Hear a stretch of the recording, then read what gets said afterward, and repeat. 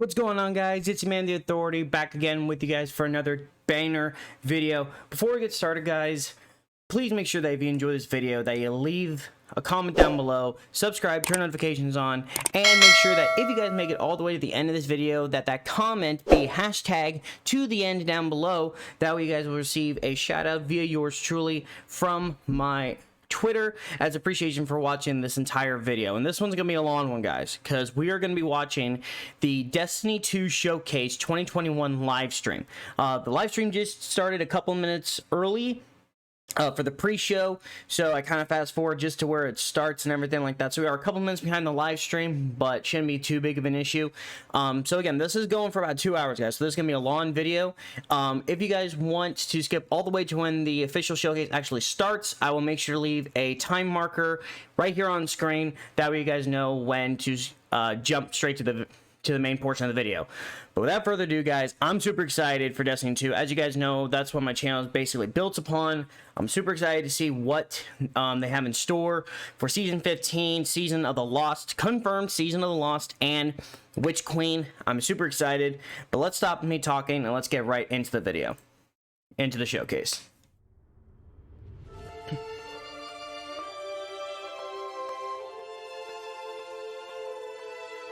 For 30 years, we've... Oh, some of this is actually pretty cool. This, fan art stuff.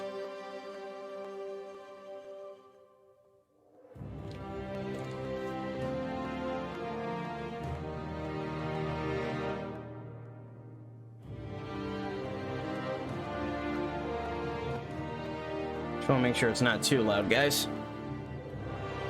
25 is good. Also, I'm gonna apologize right away, guys, if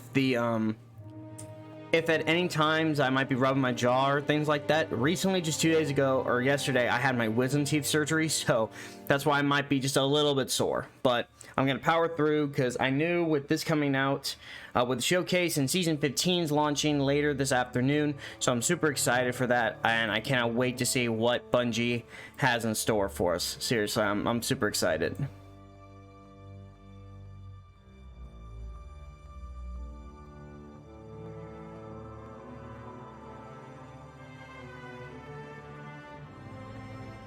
I will say, some of the artwork concept on these I really do dig. Okay, this is really going to date me. I remember playing Pathways into Darkness back in 1993 on my original Mac, and that game was phenomenal. Then Marathon, I would troll the AOL message boards for the news of the release of the demo, and I tried to download that demo on a 14.4 modem with people picking up the phone. It took forever. Marathon 2 and Marathon Infinity. The best title music in Marathon 2 and Marathon Infinity. I would take pictures of my Star Wars figures and put them into the game using Forge and Anvil. I kind of like this as pre-show, you know, it's telling us how they all got into video games and things like that. I think that's actually kind of cool that a company's doing that. Oh, wow. Okay, so that would be, I think that's one of the new one of the strikes that were introduced one of the last couple years on Nessus before, or not Nessus, but IO before it got vaulted. Fell in love with Bungie during the late Halo days, and then I went to Destiny. I'll never be able to thank the developers enough for how many positive experiences I've had playing this game. Oh yeah, I've had a lot of Bungie. I mean, it's been 7 years since the first Destiny game came out, guys. I mean, that's huge. Destiny, and now Destiny 2. We're entering on year 5 with this. It's absolutely insane. It's actually incredible.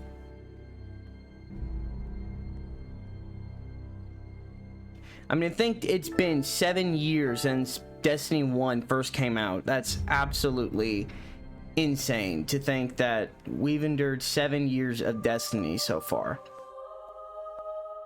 And we still have so much more to come. I mean, we have, you know, Witch Queen coming up, and then we have Nightfall, and then I think there's rumor for another DLC coming out later.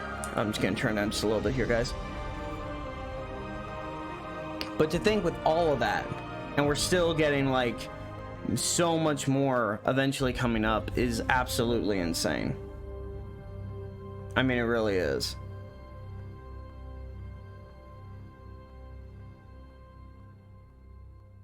The Heritage mission, Whisper of the Worm, God, some of these artworks are really cool, so I think that's kind of a nice way to let things go. 30 years of creating the games that we love, the games that I've grown up playing. Wow.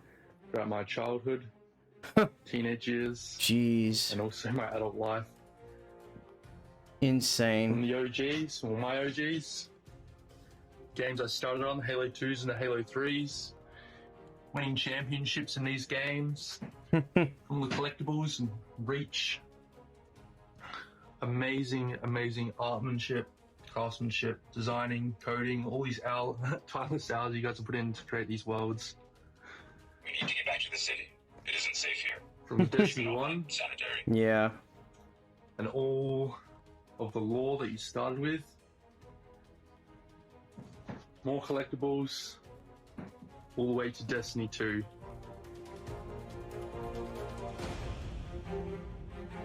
Just responding to a quick text message, guys.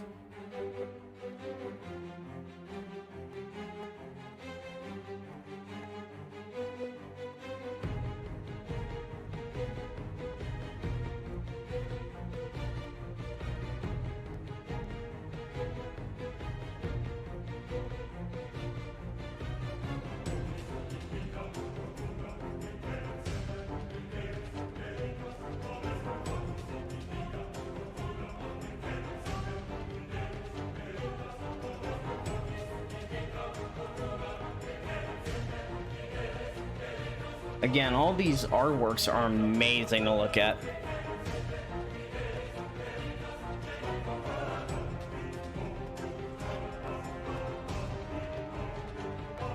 I will say this, guys, while we're waiting, hold on.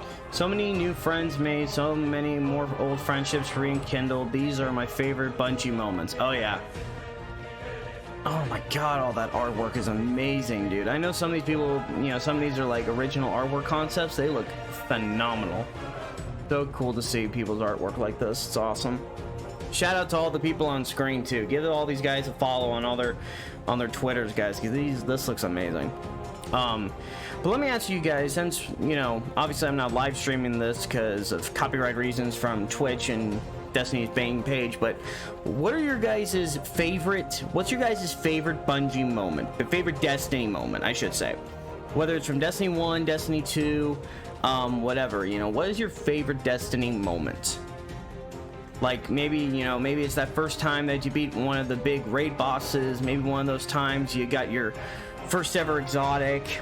Hey, maybe even that time that you got, you know, during one of the main campaign missions or something like that. For me, my favorite Destiny moments had to be back in Destiny 1.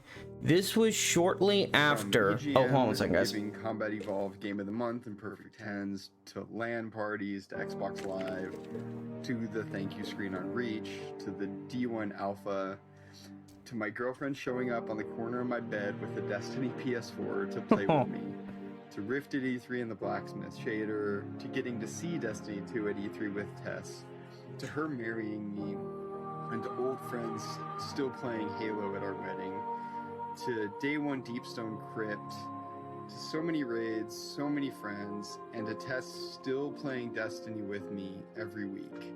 Bungie has personally given me 20 years of fantastic memories, and I am forever grateful. Thank you. Damn, man. Again, it's those kind of things you don't think about, man. When you've played games from a specific company or things like that for so long, and creates, you know, memories and friendships you didn't even think were possible, man. That's nuts.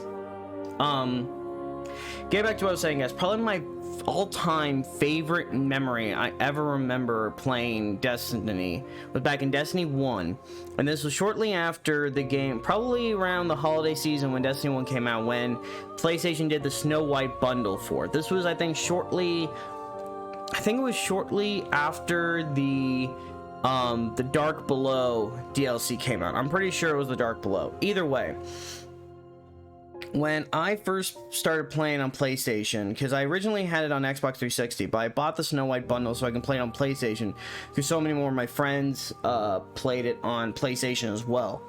And back when I originally was playing on Destiny and everything, I was able to get into a group of friends from high school. I strive to build my Hold on a community second. on positivity and compassion. My community, TCAT, has evolved into such an important part of my life and has helped me create lifelong friendships. I've met so many amazing people online and in real life because of the extravagant world created by Bungie and a little old game called Destiny. Some of my favorite memories include traveling to Bungie to reveal the Taken King, going to GCX and meeting so many amazing people, and raising money for St. Jude. I will cherish all of these memories, and I cannot wait to make more. Amen to that. And even if it's just, you know, starting channels like myself, I mean, I've been going on YouTube and making content for about 2 years, and I can honestly say, if it weren't for games like Destiny, I don't think I would have the the passion to really create games. Because I mean, especially if like you're a beginning solo content creator like myself, I don't have like a dedicated group of people or friends as of yet. But being able to just play games like this and meet people and other things like that, to where you can, you know, group with people, try to create, you know, small friendships and things like that. And, you know, I can only hope that one day, you know, someday down the road, everything will evolve for me. Y yo diría que lo mejor de mi experiencia ha sido toda la gente que he conocido y lo que este juego me ha permitido mejorarme y superarme como jugadora. Lo más gratificante para mí han sido las experiencias en raids de día uno, la competitividad que estos generan y los retos en solitario que esta magnífica entrega te permite realizar. Así que vamos a por otros 30 años, Bungie. Oh yeah, and I was wondering why they were saying, oh, like the 30-year thing. Yeah, it's Bungie's basically, it's their 30-year anniversary this year, and that's insane. 30 years of the gaming company. The company's older than me. That's insane. But getting back to what I was saying, guys, favorite Bungie Destiny moment was back in Destiny 1 when I bought the PlayStation and everything. I got to a small group of friends where I played the Vault of Glass for one of the first very few times that I did. On Xbox, I think I only played like once or twice, but this was my first run of the Vault of Glass on PlayStation.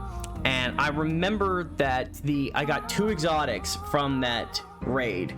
I got the Thunderlord from the first chest, like I guess is the hidden chest, or the first main chest that you get after you defeat the Templar.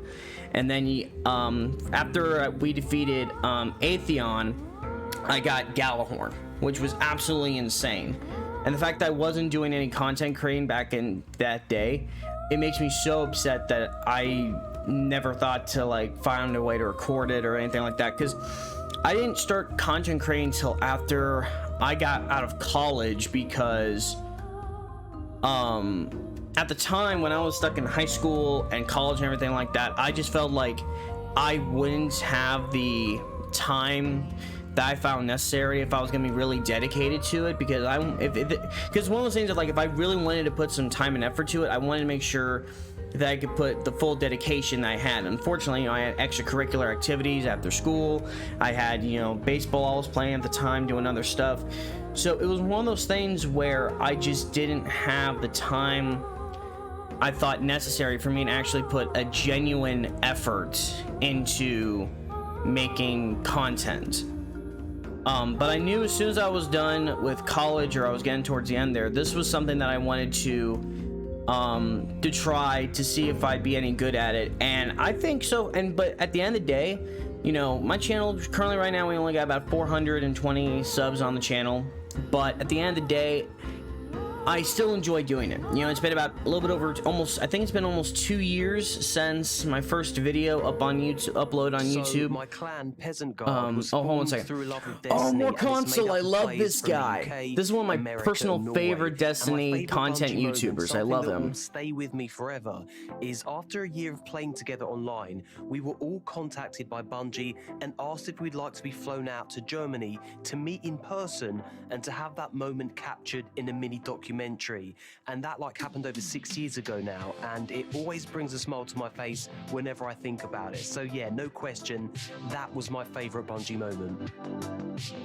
Yeah, I remember him mentioning this in one of his past videos. That, again, stuff like that, man. But getting back to, like I was saying, guys, with the whole YouTube creation, I knew if I wanted to create, you know, to start content creating, things like that, I definitely wanted to enhance and things like that. You know what I mean? But yeah, I mean, but again, 2 years down the road, have a little bit under 500 subs, or about 430, give or take. Not even 1,000 followers on Twitch yet, but at the end of the day, I still enjoy doing this, you know? And who knows, sometimes it just takes that one game or knowing that one person or experience that you pair up with to former drug addict, launch your channel. Destiny 1 kicked my drug addiction, and on my 5-year sober mark, I actually got the Titan Hunter Warlock class logos tattooed on me. And I also want to thank you guys for consistently putting out great games that help build a community. I have a lot of my friends worldwide, both here in the US, UK, Australia, and Europe, from playing Destiny and Destiny 1. So happy birthday, Bungie, and those are two of my main Bungie memories. Dang, man. Again, sometimes your life can really just change for the better, you know? Just from a simple video game, meeting up with people, it's crazy. Still got roughly about 45 minutes until the actual start of the showcase, but I knew, since when I heard they were doing this whole pre-show thing, I definitely wanted to check it out. So again, guys, if you want to just skip right to when the showcase starts, make sure you backtrack a little bit to where I put that time marker in when the showcase actually starts. That way you guys can enjoy it all together. Also, FYI, if you guys notice any now and then I'll be looking like towards you guys, since my camera's there and the screen I'm watching is here. Since season 15 is launching, I would suspect that when the showcase starts, or at least close to, will be when they will possibly be starting the update for Destiny 2. So I definitely don't want to miss that, because last time during Beyond Light, when they did this, or it wasn't technically for Beyond Light, but it was for season of the... Oh, what was it? I think it was what did that have been? Season 12, I think? Season of the Truth or something? Hold on, let me look up. I'm gonna look it up real quick, guys. Give me just a second.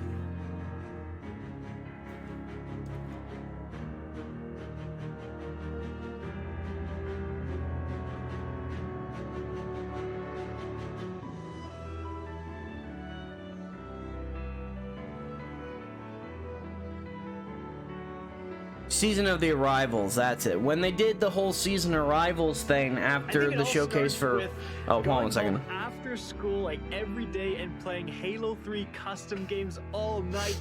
Trash Compactor, Tremors, Duck Hunt, so many fantastic options. Stairway to Heaven. And then I think the moment I really got into Destiny and just fell in love with that game was during the Vault of Glass.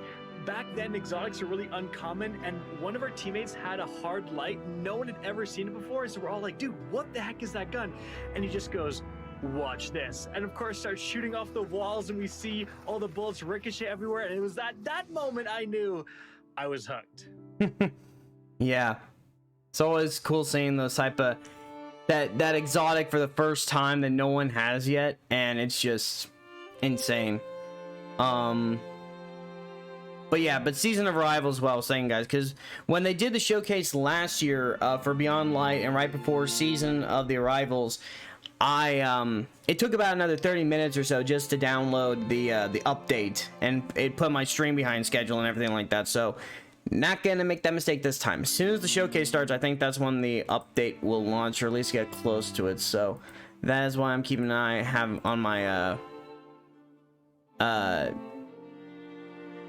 Steam up and running. That way, as soon as it launches, we can get right into it.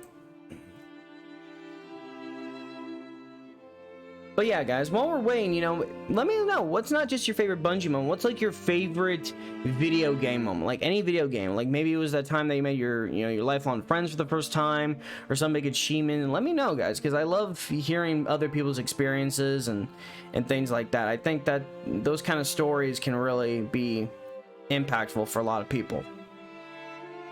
Just about almost 40 minutes, guys. It's gonna be a minute. Probably should have brought some popcorn or something, but can't with my wisdom teeth. I will say the music, guys. I mean, the music, I don't want it to be too loud, but at the same time, the music is absolutely incredible. It is so great. Again, if you guys don't want to wait for the rest of the 40 minutes, again, go to that timestamp marker. I'll either leave it at the beginning of the video, like I said at the beginning, or I might leave it in the description of the video. Probably I'll do both just to be on the safe side. But yeah.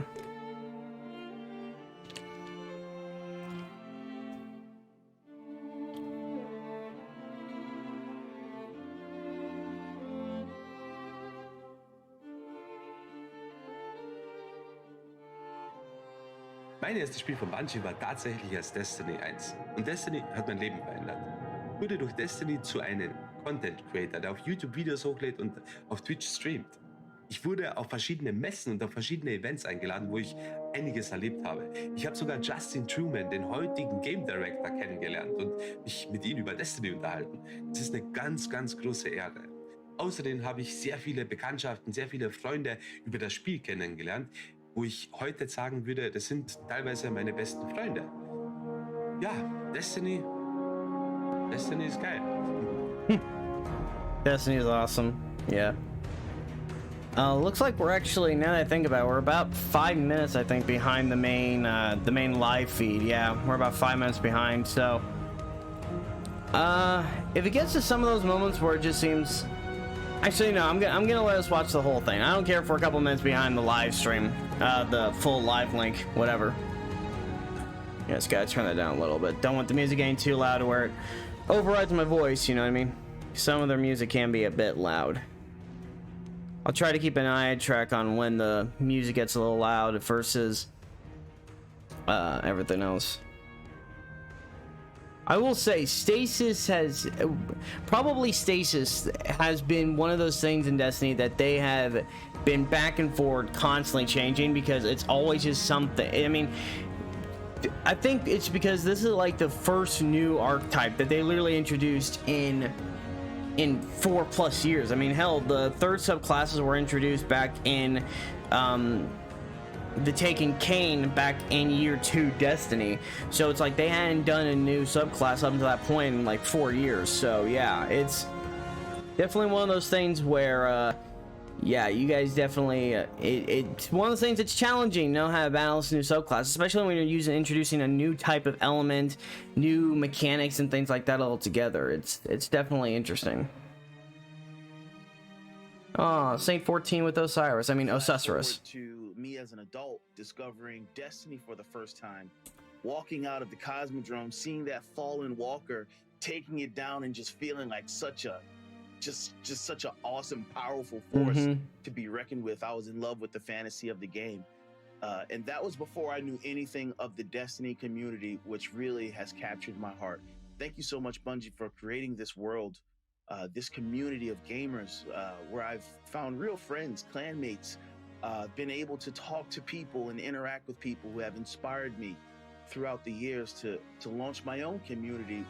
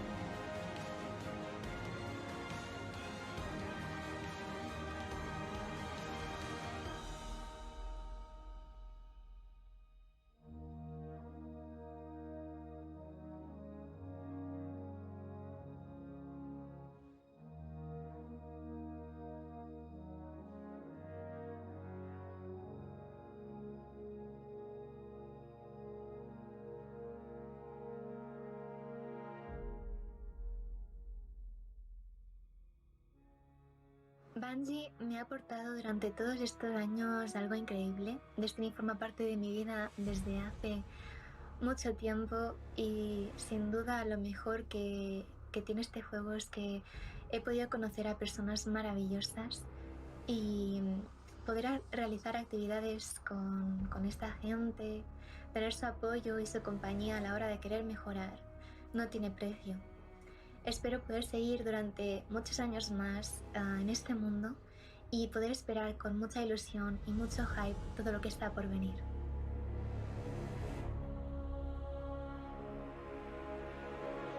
You know, with Season of the Lost, a lot of people were constantly going back. I mean, obviously with Season of the Lost now, it makes sense why they're kind of revamping the old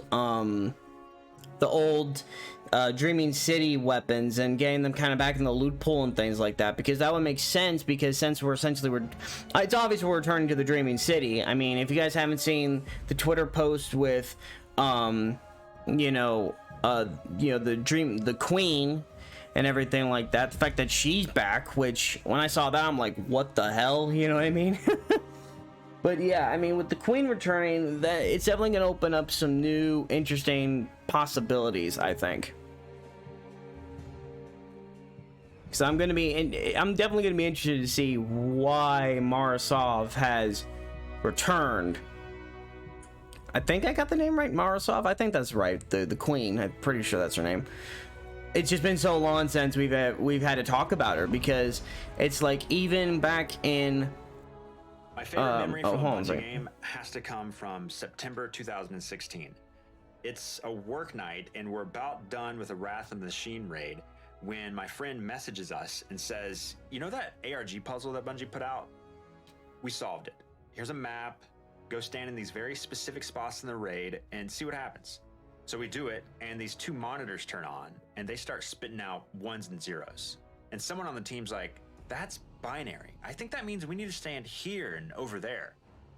Then the mysterious diamond in the center of the room opens up, revealing the next step in a quest to get Outbreak Prime, an exotic weapon, and we're losing it.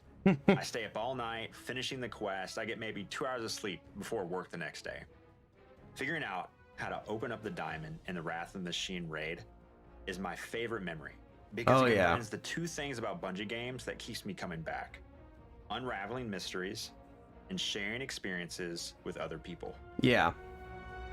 I remember back in D1 when people were talking about that. Outbreak Prime, I mean, that was a weapon that was insane. I never got it back in D1. I never did. And it made me so mad that I never did.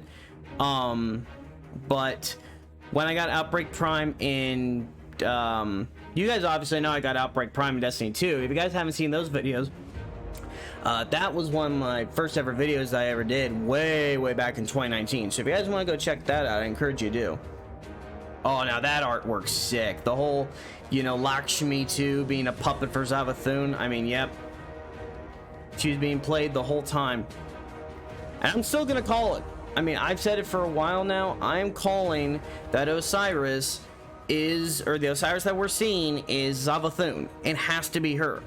Because Zavathun is known as, like, the Queen of Lies and things like that. So it's gonna be interesting to see, I mean, we were played essentially this, I mean, Lakshmi 2 is being played this whole time. So it's going to be interesting to see what's truth and what's lies. I mean, it's going to be definitely interesting. I mean, I'm excited, but I'm nervous I'm right. I don't want to be right that for some reason Osiris, but here's the thing. The reason that a lot of people have theorized it, and I'm one of those people that believe it too. If you guys haven't heard the theory as to why Osiris could be Zavathun, there's a big reason. One of the facts is that there was that one moment where Osiris tried, during season 14, or no, season 13, was it 12? Season of the Hunted. I believe that's season 13. During Season of the Hunted, where obviously the Hive Celebrant captures Osiris and apparently kills Sagira. I had two recurring Trials dates every week when Trials of Osiris was going on. One of them was for Dr. Bro Snaps, and then the other one was on Monday nights. I would play Trials of Chillcyrus with some friends that I met online. One of them, Dopa, I got to go to his wedding a couple of years ago, which was really cool. We've been friends IRL now for years. And the other one is my boyfriend of 5 years now. And I still can't believe how crazy it is that Destiny brought me to Twitch, which introduced us to each other. And as a result now, we have another little guardian. She's a future hunter main for sure. But she quite literally would not exist if it wasn't for Bungie / Destiny and Trials of Osiris. That's so cool. Again, the whole connecting people. But getting back to my original theory as to why I believe Osiris is in fact Savathun. 1. We know Osiris was temporarily kidnapped by the Hive Celebrant, and the fact that Sagira could be dead. Now, if you've seen some of the concept art for Savathun, you can see that there is there's a possible ghost shell next to her. And if you look at the design of the shell, it looks an awful like Sagira. So that's the thing that a lot of people are theorizing, why Savathun is going to be the hardest, like one of the hardest bosses, best villains we're going to have to see for a while. But here's the thing. If Savathun has harnessed the power of the Guardian, the power of the light, now she's immortal, so we're not sure how we're going to kill her. But here's another thing about that. The reason why a lot of people think Savathun has disguised herself as Osiris is because the reason Osiris is, again, Sagira is presumably dead, gone. So it would make sense that she would take the form of Osiris if she hadn't killed Osiris already. Because Osiris being now the only member of the Vanguard without a... One of my... Hold on a second. Without a ghost would make a lot of sense. Was the D2 less suspicion that way. And I don't think there will ever be an event that will match that. And I could be wrong, but the room was shaking. Like, everyone was so excited. Everyone was screaming. You didn't have to tell them to get excited because you could feel the energy in the room. Everyone was hyped. It just, there was like this vibration in the room of how excited everyone was. And it was just, I remember just holding Watts' hands while the trailer was going on, and Zavala just Hold on one second, guys. I'll be back in a second. up, and I'm pretty sure we cried together. We cried while holding hands watching the cinematic trailer for the D2 event. So I remember that being such a huge moment, and I just knew that I was a part of something that was way bigger than I thought.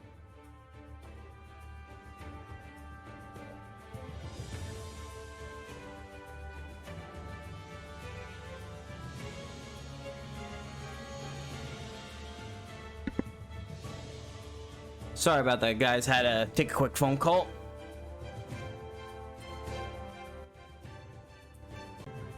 Oh, shoot. Go back a little bit there for you guys.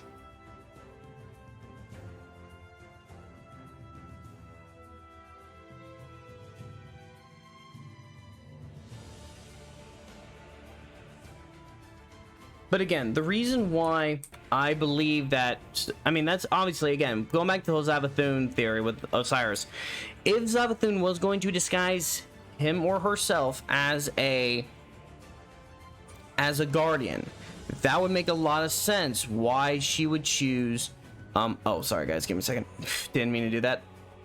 Was opening up another browser here. The reason why I think it would make a lot of sense to choose as Savathun or Osiris would make sense, because if Osiris essentially did lose Sagira, you know, theoretically that would make a lot of sense why she would choose him, because A, he's a high-ranking member of the Vanguard, meaning she could get into access to secrets that could topple us. Number 2, the fact that since Osiris is now the only member that without a ghost essentially would draw less suspicion to why, you know, there's no, they can't use the light or go into combat. It's probably going to be my childhood LAN parties I would have growing up with my friends, and then even into college with like Halo Reach when it launched. I remember running down to like the college store and getting my copy there. But as an adult, I don't think I could ever replace the memories I have about the day one raiding I've done with my friends. Just being faced with a colossal challenge and defeating it with some of your best friends, there's just nothing quite like it. I could agree with that. But again, and the fact that Lakshmi 2 kind of implicated that Osiris had something to do. Yeah, oh, no, that's not. I thought that was Osiris for a second. But the fact that Lakshmi implicated Osiris in the whole attack from the Vex on the tower, it kind of makes sense because, you know, because Osiris was coordinating with Lakshmi. You know, Osiris had access to data that was given, you know, all the findings and things like that. Just a little bit of the bits and pieces that Osiris had to do, especially with this last season, really could kind of cement that. Because again, you had Osiris, you know, he apparently had a communication between me and oh my god, why can I not think of who the Mithrax, that's it. The fact that he had a secret communication line that was communicating with me and Mithrax as we were going through all the missions and stuff like that. The fact that, you know, he was the one communicating with us when we were inside the corrupted simulations. If you recall, before the corrupted simulations started taking place, Osiris was keeping his mouth shut most of the time. Even during the override activities, but as soon as we start stepping in those corrupted sections, yeah, it's like he starts being chatty. And easily one of my favorite memories through all of this has been being in that house with them for a few days, just hanging out, everybody chilling together, and just having a really, really good time. So, hey, Dato. Without Bungie and Destiny, so yeah. But again, it's going to be very interesting to see how Osiris, if they are going to make the reveal, which obviously if for somehow maybe Osiris could be possessed or something, maybe it's not like like Zavathun, you know, disguising herself as Osiris. Maybe Osiris could be possessed. Maybe she could be using the influence, the connection bond between, you know, maybe she has Sagira. And maybe she's been using Sagira to kind of control Osiris or something like that. That could be. We don't know yet. That's why I'm super excited for this, because I want to see some big things from this. Because obviously with the last showcase we were introduced to, like, you know, with Stasis, we were introduced to the location we're going to. It is going to be insane, and I am going to love it. Love it. But yeah. Oh man, some memories, man. The memories that really, really, truly brought me back was Destiny 1. And we played Baldur's Glass week 2. We didn't play it on the week of release. We played it on week 2. Mm-hmm. And when we first experienced the raids, me and the boys from work, I didn't really know too many people. We went in that raid, man, and we defeated the first encounter. We beat it the first encounter. Cut him off kind of quick.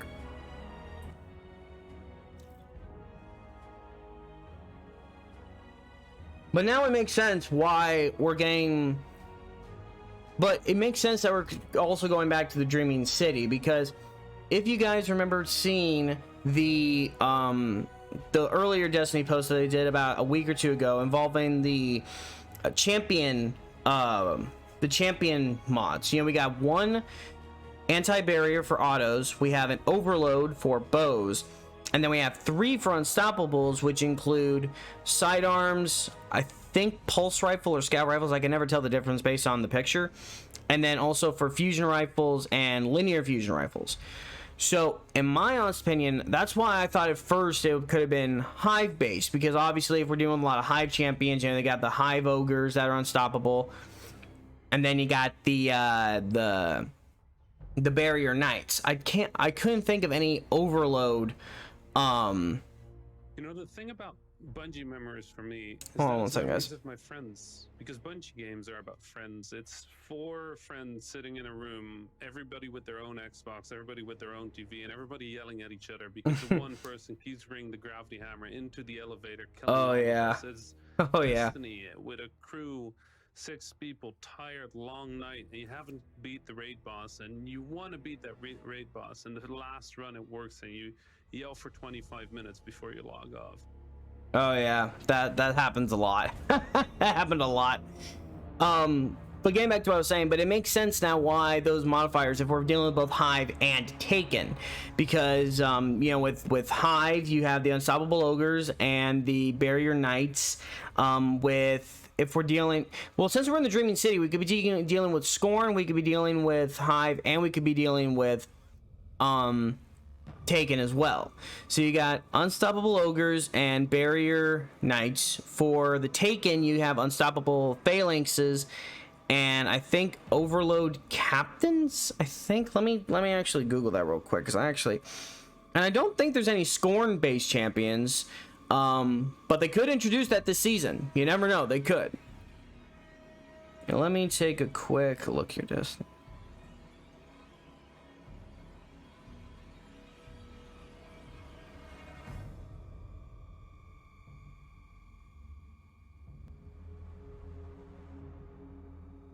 Okay, so yeah, so for the Hive, you have the Barrier Knights and then the Unstoppable Ogres, and then for Taken, you have the Unstoppable Taken Phalanxes and the Overload Taken Hobgoblins. Taken Hobgoblins. Okay. And yeah, so far there's none for Scorn, which kind of makes sense, but at the same time, you never know. They could be introducing Scorn champions with this new season. You never know. They could, or they could make it wait till next season or something like that. Who knows? My humble opinion, if I were to create these new, oh, sorry, I thought that was already up high enough. Sorry about that, guys. If they do end up creating those two, if they had created champions for Scorn, I think the ones that would make the most sense to me is, would probably be the, I don't think Scorn don't have servitors, now that I think about it.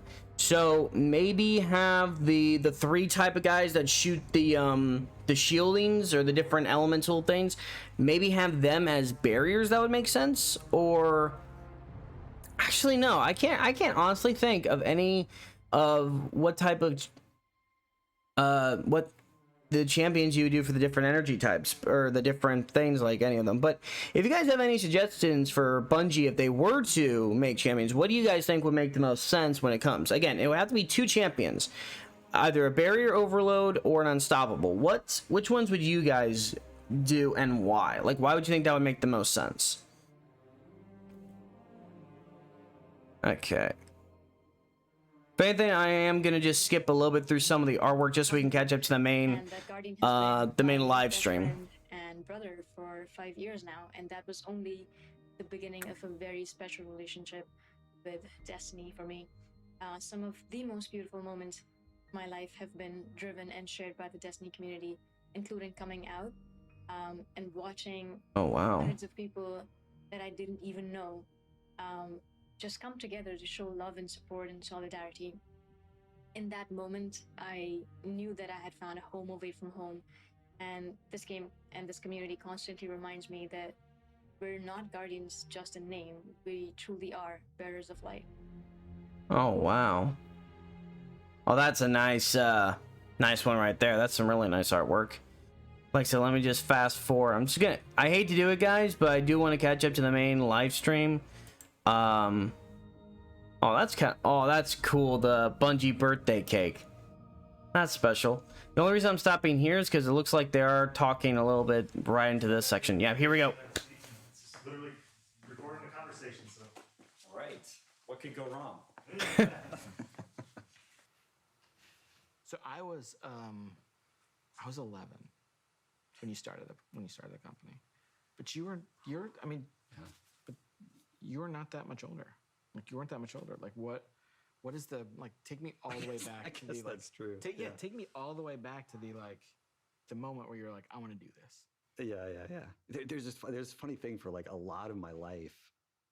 When people would ask me, like, how did this start? I'd be like, I don't know. It was kind of weird. I just, like, started making games, and it seemed like it was fun, and I kept doing it. And when I really started thinking back to my childhood, like, I've been obsessed with how, like, rules can change human behavior, and how you can all agree to play a card game by a certain set of rules. And the adults that I was observing, as a kid, they could play cards all night and laugh and, you know, interact in whatever way that they did. And yet you could take a different set of rules. For example, a set of rules laugh, but they would only play made with the best of intentions. And the adults would like nod and laugh, but they would only play that game for, you know, 3 minutes.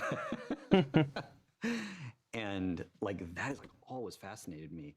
And I realized, like looking back on it, that I've been doing that, you know, my whole life, and it like irritated my friends, and they didn't want to play. I mean, because we start as a game designer and you suck.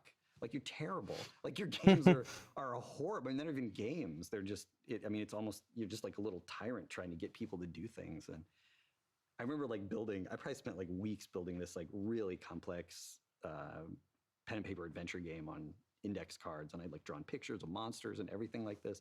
And I remember finally getting, you know, a friend to play it at school, and it was like the first dice roll, like some creature like killed his character or something. It was just like the worst possible, you know, like outcome. And I was like, I mean, I was like in 4th grade or something, but some kids look at the garbage truck and are like, that big, powerful machine, like that's what I want to be. But to me, it was the deck of cards.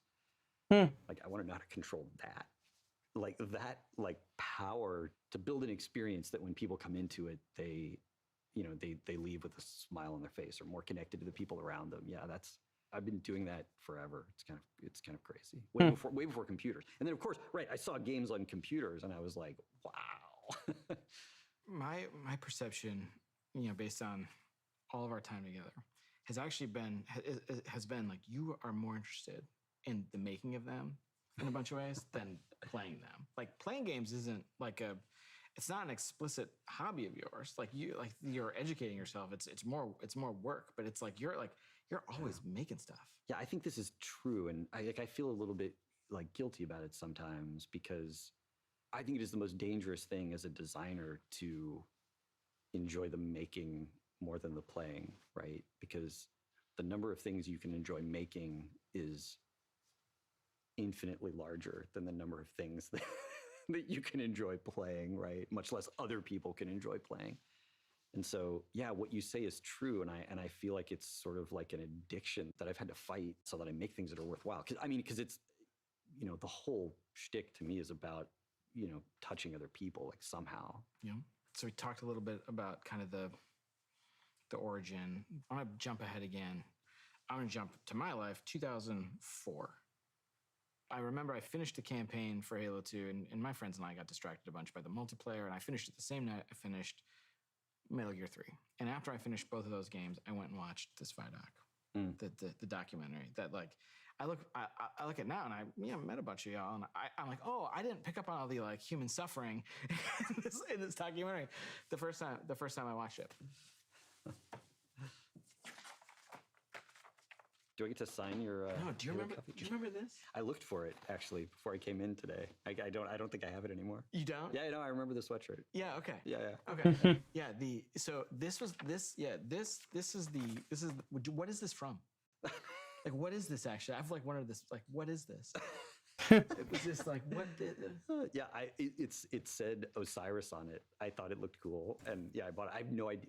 Sadly, right? I have no idea what it was. Yeah, still, to this day, I remember the sweatshirt, right? And this is the moment. This is this moment that I became like aware that humans make these things, because otherwise it was like magic, right? Like there's nothing there's nothing in 2004 about. Look at these developers making stuff that you care about. That's not like there wasn't really much of like the internet sucked too. Like, yeah, you didn't have like, look, you can access these people, and none of that. It was a totally different time. So I'm watching this documentary, and this dude shows up, and so the paraphrase is like, you know, it's like the cynical gamers who something doesn't grab us in 5 minutes, you know, we're gonna turn it off. And it was like I was like, oh my god, it's like I was spoke to, and I have like I'm like an English degree, like I can't make games, I couldn't write any couldn't write code or anything. I just remember feeling as like a player, like super duper spoke to in that moment. And so we come out of the building a game, like building it by yourself, and talk now about like the team has changed. Like building teams has changed. Like the way you think about building teams has changed. The way like in the however many years I've been at Bungie now, in the fifth, like the way the company approaches building teams have changed. Yeah, all the way back. It is kind of crazy. I mean, he's spitting facts. I mean, the fact that the way that video games have evolved and like connected with people and things like that in the last like 15, 20 years, it's been absolutely insane, guys. It really has been. But I think compared to the intentionality that we, try, sometimes exhibit, know we should have about, about building teams and how important teams are. Back then, it was almost just this, snowball that was rolling downhill of people who, liked our games and came to the company, and then snowball rolled a little faster, and it was just a bunch of people trying to do their best, trying to recreate the feelings that they had, when they played games, and you can get pretty far on passion and talent, but it sometimes makes things really hard when you're not being thoughtful about the organization of the team, the design of the product relative to the resources and time you have. And yeah, it made Halo 2 super challenging for a bunch of reasons, but yeah, I don't know. I guess that's, and past Jason would tell me, like, you're an idiot. We were thinking about all that stuff. You just had to learn. But like, when I look back, like, he wasn't thinking about that stuff. Yeah. What was he thinking about? I mean, he was just thinking about the game. But I mean, I don't know. I think my past self is like not really that sharp, because I mean, every year we've learned so much, I feel. And so I look back and I think that, that guy must be an idiot. Because look at all the stuff I learned just this year on Halo 1. Like, I didn't know anything. But I go back and I found one of the notebooks from Halo 1. Like, that guy wasn't an idiot. Like, I mean, there's stuff that, he didn't know, but there's a lot of like super interesting exploration and thought and like possibilities that, didn't end up at the game in there. And so I don't know what to make of that, because I feel like I've learned so much, but when I go back, I'm sort of like blown away by, what was happening in my mind. It's pretty embarrassing when I think about I think about my life in terms of decades and like what are like the big lessons from the decades. And when I like articulate one of the like a lesson from my 30s, it's like so embarrassing. Give me one from yours. Oh man. I mean, I started Destiny 1 not understanding the value of having at least somebody on the team who cares more than anybody else about what the team is missing, what the team isn't admitting, who on the team isn't talking to each other, where on the team is our dreams incompatible with the calendar, or our dreams incompatible with our ability, or our dreams incompatible with the hardware that we need to run on. And I saw production as, a calendar and a schedule. And it's true that a schedule is a thing that you use to sort of test people's understanding of reality, in the sense of, can the things we want to do fit in the time that we think we have, and how are we tracking against that? But I saw it as like an end in itself. And of course it irritated me, and I, didn't pay attention to it. But God, like, embracing all that stuff is a thing that will be, front and center in anything that I do. Anything I do in the future. I think it's making sure everyone on the team has an objective understanding of reality and doing anything you can to fix it when that isn't true. I didn't understand that when I started Destiny 1. Destiny 1 made me understand that. Wow. So what I want to talk about now is where computers are heading. Where's it going? AR is going to be the thing that displaces mobile. Like, I'm so sure of that. Yeah, so augmented reality. Wearing glasses, and all the TVs are going to go in a landfill. All those companies are going to go out of business. All the cracks in our ceiling are going to get fixed in our glasses. Like, not to mention, along with AR, streaming services are they're gonna make cable obsolete. I'm sorry. I mean, with how much streaming services have evolved just in the last 5 years alone, especially thanks to 2019, everybody being locked in their houses for months. I mean, streaming services helped us. I mean, if it weren't for my Netflix account, I would have probably gone insane. If it weren't for my Netflix account, let me watch stuff like Tiger King and all 15 seasons of Supernatural over and over again and everything, I would have lost my mind. I would have lost my mind during those 3 months I was trapped in my house, off work. So yeah.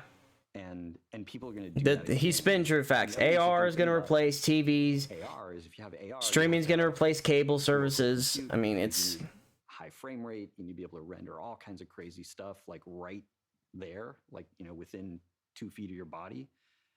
Yeah, which means I think all the cloud computing stuff totally going to happen, absolutely going to be a thing. But we're not going to transition fully to, you know, thin client. But yeah, those would be my 2 predictions. Local compute never goes away. AR displaces mobile, like 100%. So on a long enough horizon, how are we going to get ready for that? We got it's, yeah, like the, you know. So it's a great question, and I think the answer is like we already are. Like I don't think what's going to happen is there's going to be a whole new slew of games that can only happen in AR. I mean, there's definitely going to be some, but I think in a lot of cases, what's going to happen is people are going to, throw away their TV and have a way bigger TV, or they're going to go to a totally virtual space that has a bigger, screen, and they might play some tabletop or strategy games in a different way. But I think people are always going to be playing first-person shooters, with some kind of input device. Oh yeah, of course. Virtual, window in their visual field, and so he's been true facts stuff that we're great at doesn't, get tipped over by this. Thing we're great at. All right, so let's go all the way back. Bungie games, someday. Not the company's still there, but I think a lot about my life through the lens of what would go on my tombstone. I just do. I think it's like completely busted. I don't think it's like a thing a normal, like reasonably sane human being would do. But I think it's a simple way of summarizing your existence, and it's the acknowledgement that these existences sometimes come to an end. The question I want to ask is about Bungie's epitaph. What is that simple distillation of what Bungie is? The tombstone-worthy distillation. Oh wow! I was on the 271 coming back across the bridge home, one night on the bus, and these 2 guys in front of me were talking, at first about college. Like they were older, but they'd obviously like gone to college together, and I think they worked together. And at some point, they started talking about Halo, and I think it was Halo 2 for them. And they weren't really talking about how much Halo meant to them. They were talking about, and they weren't really talking about how much they meant to each other, but that's what they were doing, is they were sharing those stories of, where they were and what they were doing and how they were feeling. And, that moment, that's like still keeping me going. I mean, that might fuel me for the rest of my life. And it's not the only time that's happened, but you get a few of those, and, that's all I want. It's just people sharing memories in an experience that, wouldn't have existed without, you bleeding buckets of blood into the, whatever code or design or something like that. That's what, 2 people having an experience that they wouldn't have had, if you hadn't created, what you created. Like that's, I don't know, that's what matters. That's what matters to me. Yeah. We're done. Yeah. Yeah. You can't say anything better than that, man. That, oh. We're just going right into like the trailer, huh? All right, here we go. This is what I brought you here to see. T-minus 1 minute, boys and girls. Here we go, baby. That was the sickest thing I've ever seen. Oh my god, man, this is gonna be sick. That's another thing I'm wondering about too. Does Aldrin, is he also connected to Zavathun? Because as we know, Crow did rescue Osiris from the from that night. And some people, if you're near Crow when he's in the helm, you can hear him whistling Zavathun's theme. So it's one of those things where it's like, I don't want him also to be part of Zavathun's scheme, but that would be another one of those, like, brain melters for me. Alright, here we go, boys and girls. It is officially time for the Destiny 2 showcase of 2021. Let's do it. Welcome, Guardians. This year we're celebrating our journey with you, whether you joined us 30 years ago or if it just started today. This game is in our blood. The Destiny team. Oh yeah, it is. You know it is. Destiny fans. Folks who came here because Destiny was their favorite hobby. Folks who log out from work in the evening and log in to play with their clan. The team we have today is committed to relentlessly upgrading this game that we all love. We aren't happy with just another mission. You know, I'll turn the volume just a little bit for you guys. I don't want to make it so loud to where you guys won't be able to hear me if I'm talking along. But yeah, but here we go. We are Oh, the committed first, to delivering yeah. the best mission content that you can play in any game with a friend and having the best feeling action game, period. Oh yeah, of course. And this shows through in the passion that we see for Destiny 2. Since we declared independence 2 years ago, the Destiny community has grown by over 20 million new players. God, and it continues to grow faster than we ever could have Holy predicted. shit! We're I didn't think it grateful increased that to be a much, but part holy of this crap. Amazing growing community that you all have created. You represent Destiny. You help make it better every year, and you are so welcoming and supportive of every new Guardian that sets foot in the tower. And only a handful of us are going to be up here today. Most of them are in their homes, at their desks, working hard to bring the next part of Destiny to life. It's a huge honor representing such an incredible team and introducing the next chapter of Destiny 2. Oh yeah, So, of course. Without further ado, this is the Witch Queen. Oh, going right into Witch Queen. Okay, here we go, baby. Here we go. Oh, dude, this all looks sick. I'm not stopping for anything, guys. If you guys want to go back later and look at this, you can, but I'm not stopping for a thing. Oh my god. Okay, Ikora. What are we up to? Truth is a funny thing. Yeah. Where's she located at? Does it live in the world or in the mind? Oh, what the hell is that? Oh, no way. Are we actually getting corruption? Or no, okay. I don't think we... Dude, there's so much flash on my screen right now. I can't follow it all. Love... Who decides what is true in this universe of light and dark? Where the... What the fuck are those? Tell me, little lights. Dude, she looks... She looks badass, dude. Bro, what are those? What are those? Those look like freaking... No way. Are those like darkness ghosts? Oh my god. What am I looking at here? No way. Did she actually... That's the light! Oh my god, no way! Oh my fucking god! February 22nd, 2022. No fucking way, dude. 7 years we've been building up to this. They have the power of the Guardians, the light. Showing us who she really is. What we know about light and darkness is proving to be way more complex than what we previously thought. Yeah, There's so no many shit. lies, truths, and revelations that we're gonna get. Oh my god, okay, so... Oh, that's sick. That's some fucking cool art design. But the... Oh my god, dude. What the fuck am I looking at here? A lot of awesome content to show today. Let's start with the most mysterious destination yet. Savathun's Throne World. This is an uncharted one. Throne World? Oh boy. It's this place that she's created in her own image, this surreal and majestic light-blessed world. She has this castle that she rules from. It overlooks this dark, swampy underbelly with this lone pyramid ship out there. It's the future world she wanted to create, built atop the darkness that she left behind. And Throne Worlds, they're a deep part of Destiny lore. Powerful Seriously, dude. pocket universes, and when we're there, We have to play by their rules. But now, dude, this is dope. are being used against us. Yeah, I mean, she we has this saw whole that. army of Hive that she's ascended to the light and brought along with her.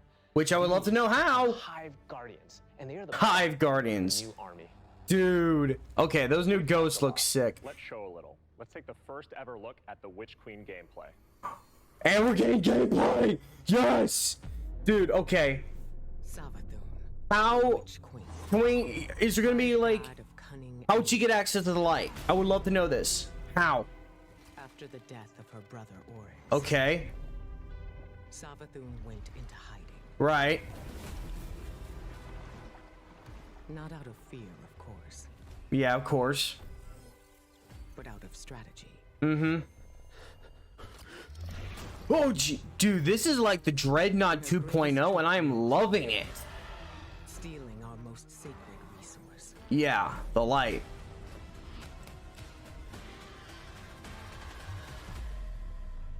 The one thing we thought she could never touch. Yeah. The light. Oh my god, dude. Okay, this is badass, but I'm like losing my mind. Blade Barrage? Oh my god. Survive the truth, I think that's what that said. Take back the light. Okay. Dude, this is... Oh, what is that sword? That looks... Is that a shotgun sword? That looked like a shotgun sword. Oh, wait. Oh, that's dope. Dude. This is... I'm losing my mind. We're not even like we're barely...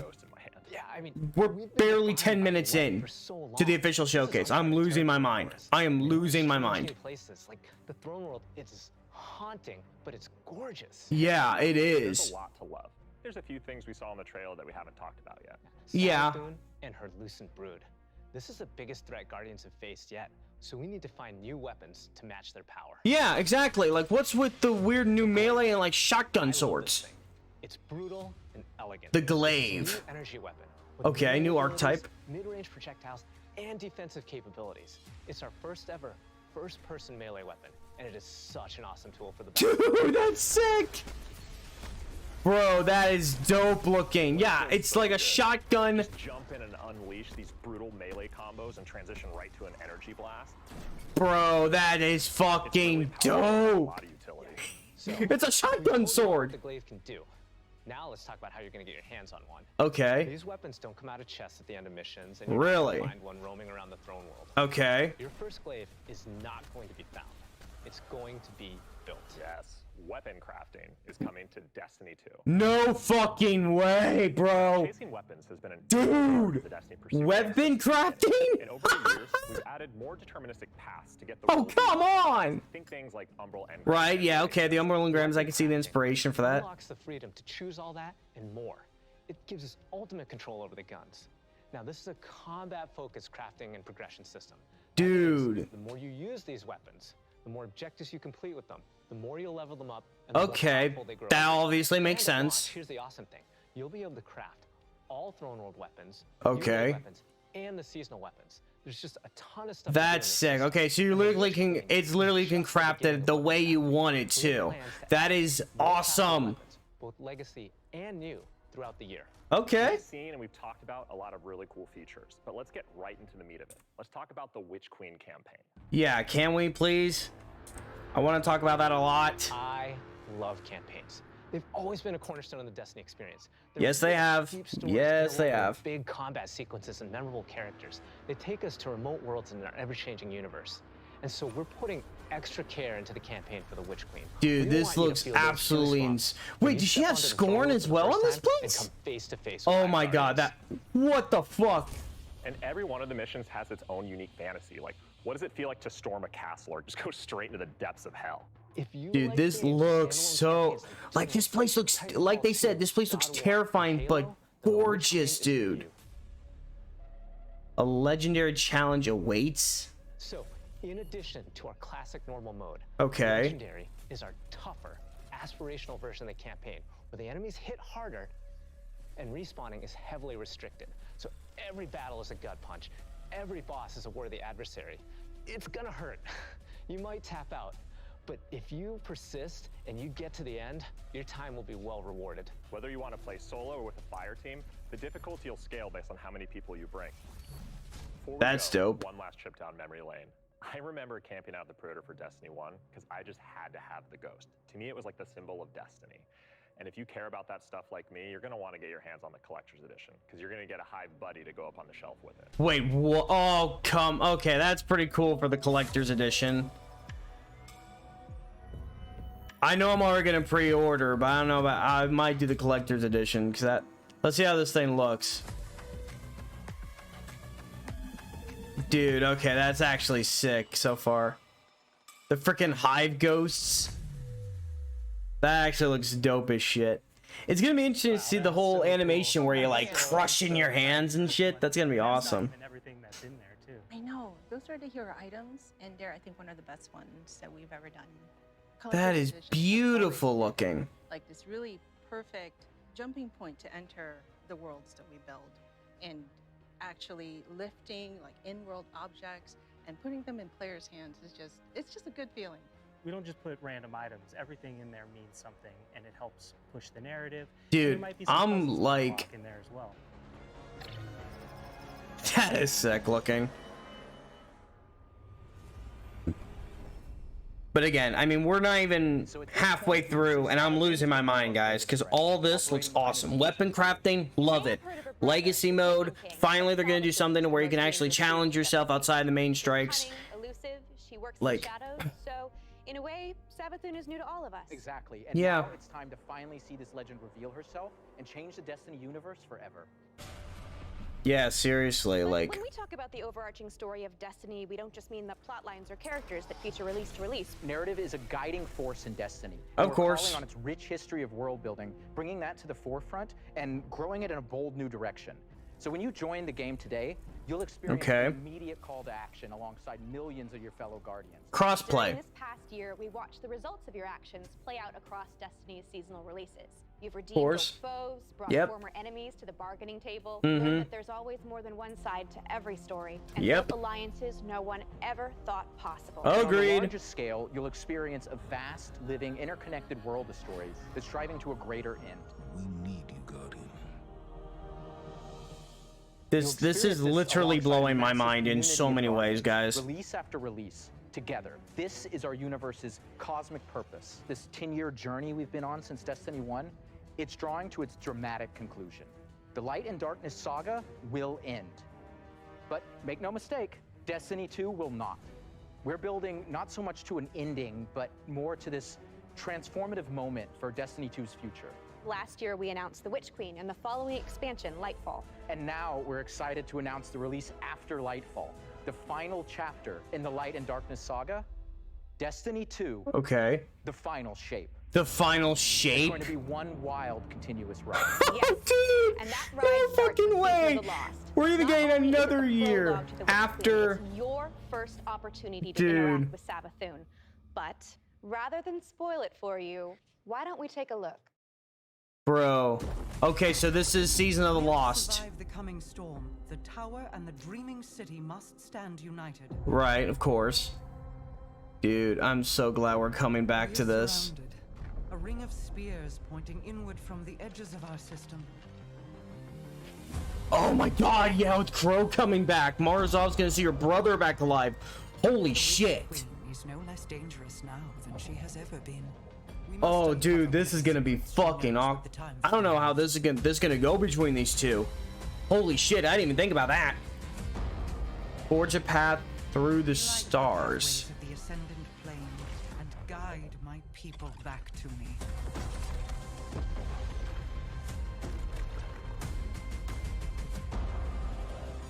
Enter the Shattered Realm. Okay. Dude, this is... I'm losing my mind. New exotic quests. Okay, I know I said I wouldn't go back, but I want to see what that... The Ager's Scepter? I forget how that... Oh, it's a new trace rifle! Wait, is that... No, wait. Is that a stasis trace rifle? I think it is. I think it is. New season pass exotic. The lot. I'm sorry. I know I said I want to go back. The Lorenz driver. Okay. The Lorenz driver. Looks like a fusion rifle. Or a sniper. It's a sniper. It's a sniper? Bro, yep, crossplay. Glad that's coming back. Glad that's finally coming. But bro, what is that new sniper? That looks dope as shit.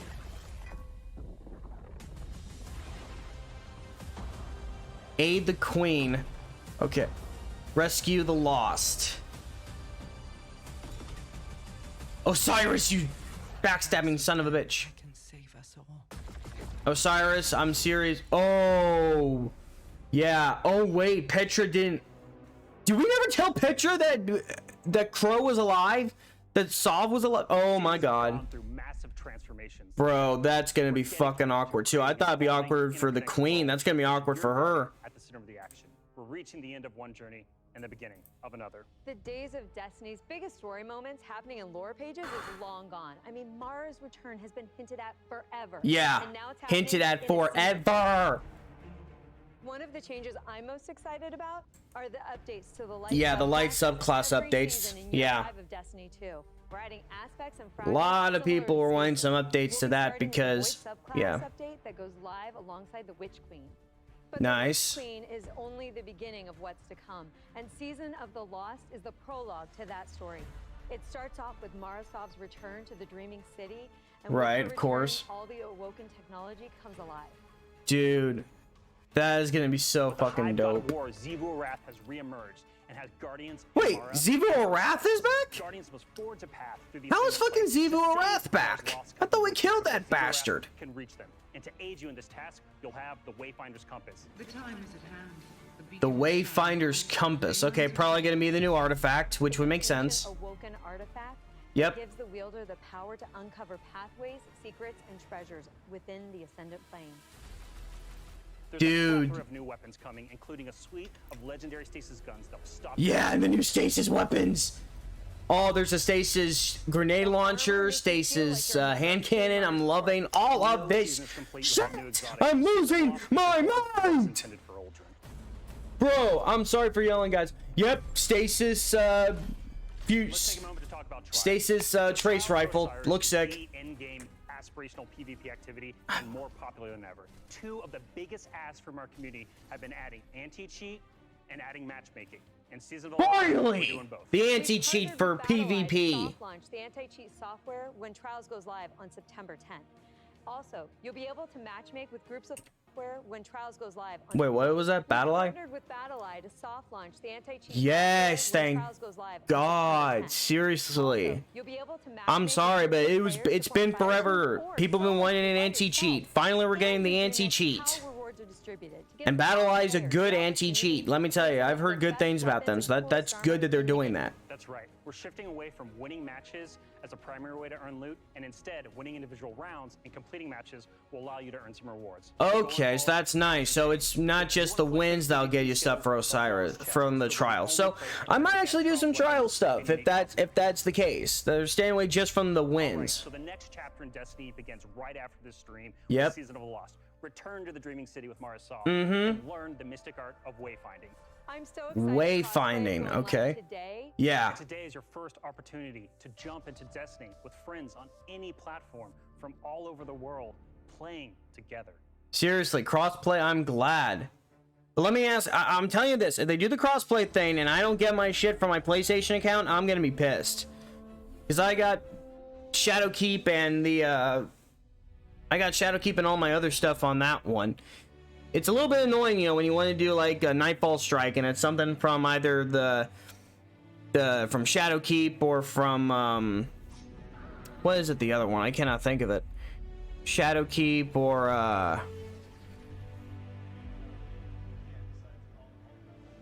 I forget. I honestly can't think of it, guys.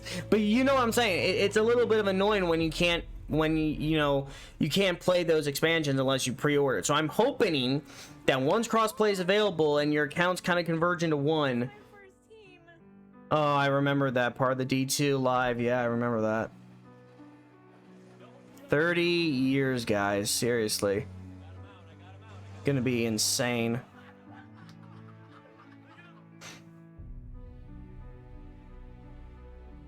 As a company that prides itself on taking care of its employees and their significant others and their communities and those who are in need, it's pretty devastating as we look at the racism in America. And our intention is to do better and to leave the world in a better place. We want to be a part of that yeah. change. Fuck racism. We don't just stop with the games that we make, but we really utilize the successes that we've seen. Yeah, it is really cool, all the things they've done for the world through this community. It's pretty inspiring. Pressing button. Live! Destiny servers are live. This adventure has begun. It's awesome to have you here.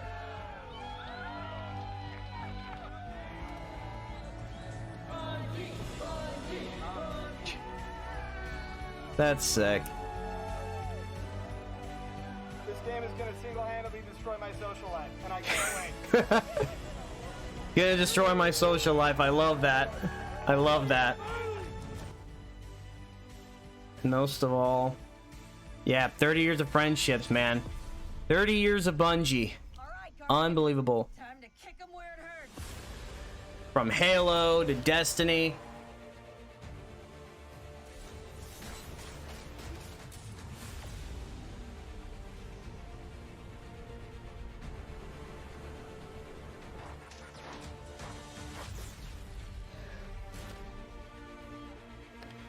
Oh, dude, I'm so happy, man. I'm actually getting emotional a little bit, man. This is insane.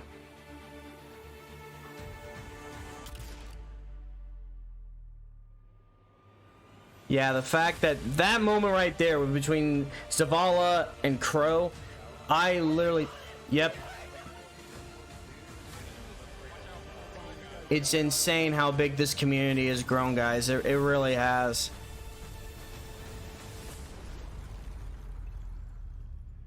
This is great. Anyone want a hug? Hugs? No? No hugs.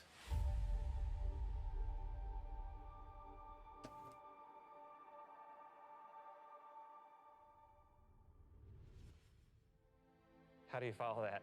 Wow, 30 years. And I remember when Halo first launched, and my friends and I completed the entire campaign in a single epic play session. And as the credits rolled, I knew that Bungie had transformed console gaming forever, and that I would be a lifelong fan. Yeah, it changed how we played games too. I remember getting together with friends for Halo weekend LAN parties. We had so much fun. And 30 years of Bungie games is something special. It's something worth celebrating together. So we're gonna have a party in Destiny 2. Oh, really? Okay, cool, We are cool. launching the Bungie 30th anniversary celebration in Destiny 2. Free for all players, the 30th anniversary celebration will offer a new 6-player matchmade activity, secrets to unravel, and rewards that commemorate our long and storied history. Oh, wow, okay. And that's just the Cool. In addition to the free event, players can also purchase the Bungie 30th anniversary pack. That Okay. includes a new treasure-themed 3-player dungeon set on the Cosmodrome within the fabled Loot Cave. Oh, Players the can Loot wonder Cave is a dungeon an now? exciting new Thorm-inspired armor set. Oh, that's sick. Like Izaluna and Thousand Yard Izaluna, okay, some dope weapon. Claymore sword, nice. Dude, they got some sick weapons going in this. I might get it. Inspired by the Bungie 30th anniversary celebration and marathon. Dude, this is The dungeon holds sick. one more secret. The crown jewel of its weaponry is a Destiny 1 classic. Galahorn is making its long-awaited debut in No Destiny 2. fucking way, dude. Are you kidding me? Iconic status to the next level, Galley has been carefully updated for the Destiny 2 sandbox. Okay. This December, join your friends and collect exclusive rewards. Okay, so December is when this is coming out. But the party Okay. isn't only happening in Destiny 2. We've partnered with Nerf Limited to create a functional, dart-firing Galahorn. We'll have more on that soon. And that's not all. Here's a look at some of the incredible loot we've made over the years and a sneak peek of what's coming up. Dude, okay, so that's pretty sick. So they're adding weapons from some of their best games in this new dungeon activity. I'm getting the anniversary pack, dude. We're celebrating Bungie's 30th. Especially if I can get Galahorn. Galahorn would be worth buying that pack to get. Products that have come out over these years. Yeah, starting Operation Desert Storm, Pathways into Darkness, Marathon, Myth, Oni, Halo, and Destiny. 7 years of Destiny. Yeah, 7 years, and we're gonna get 3 more of them. You know, we have a lot of really cool stuff coming up, and a lot of other things in the works. Dude, it's just, this is absolutely insane. We have the fallen captain statue, which is incredible. And then we have the helmet, the Celestial Nighthawk. That thing helmet. is so cool. Yeah, and my favorite, the Arcadia jump ship. Yeah, I get goosebumps just thinking about that. You know, it really gives me that nostalgia from Destiny 1. And so I think it's a great way to, we're going to celebrate not only Bungie's 30-year heritage, but the 7-year heritage of Destiny. Yeah. And it definitely gives you the feels.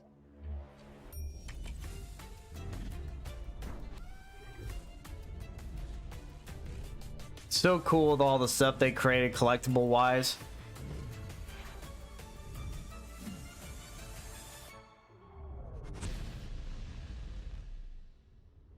Thank you for being on this journey with us, whether it started this year or 30 years ago. We've just started talking about the Witch Queen today. You've got our first peek at weapon crafting, our definitively Destiny campaign, Yep. Glaive, and a year full of updates to all our light-based subclasses. Yep. All of this and more is coming alongside Savathun's long-awaited arrival, front and center to the Destiny universe. Seriously. The Witch Queen marks an acceleration in our story, heading toward the conclusion of the Light and Bro, Dark Saga, I'm and we're so losing excited my about mind. I really am, guys, because I have no idea what to expect. Lightfall, the final shape, and beyond. Wait, there's more beyond the last shape? Bro, how many years of Destiny are we getting? All of the narrative events and rewards that you've come to expect. I'm literally losing my mind. More coming next year than just our new seasons. Wait.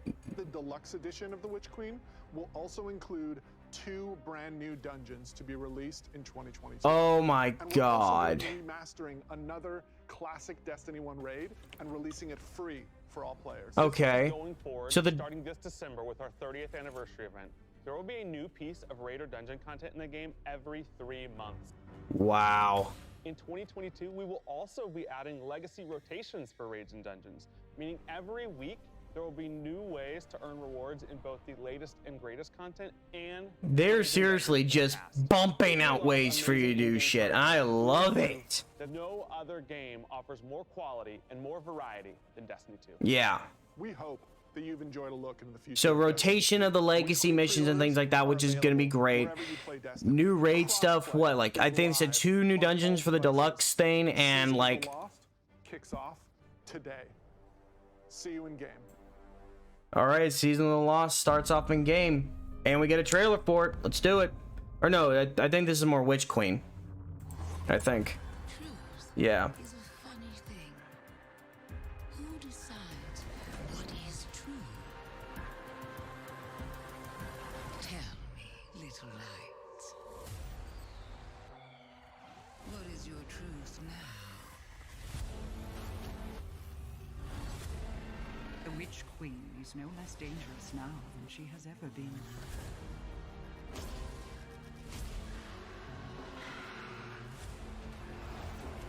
Prepare for what is inevitably to come. Dude, this is insane, man. This is actually the craziest thing that they've ever done, and I'm loving it. Yeah, Bungie, thank you. Holy shit. Oh my god, guys. And I'm pretty sure that's it, yeah. That's all of it, guys. Oh my god. Okay, so obviously there's so much to talk about with this. Season 15 launching in literally 30 minutes. I'm actually going to try to see if I can update the game now. Probably can't yet, but that'll give me time to render this video. Witch Queen is going to be insane. I cannot wait for it. There's so much stuff that they talked about, and obviously they're going to probably be launching more trailers towards the end of Season 15 about this. Again, guys, I'm losing my mind. And I would be celebrating more if it weren't for the fact that I don't want to like burst my teeth out. But thank you guys so much for watching this reaction to the to Destiny 2's 2021 showcase live stream. Please, guys, if you did enjoy this, smash that like button. Subscribe to my channel for more Destiny content, which will include Witch Queen when it comes out on February 22nd, 2022. And guys, make sure you also, since you made it all the way to this end of this video, leave that comment hashtag to the end for a shout out on my Twitter. I promise you on that. And I will see you guys next time for more Destiny content, for a bunch more from my channel. This is Man in Authority, signing off for now, and I will see you all next time when I'm back on your screens and in your faces.